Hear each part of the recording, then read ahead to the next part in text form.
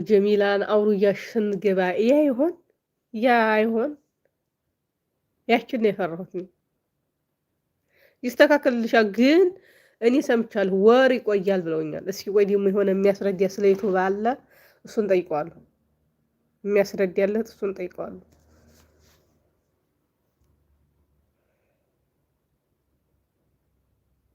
ምንድነው እንትሉ ይሄ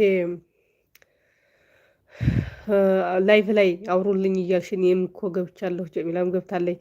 ያ እንዲሆነ ያዘገየው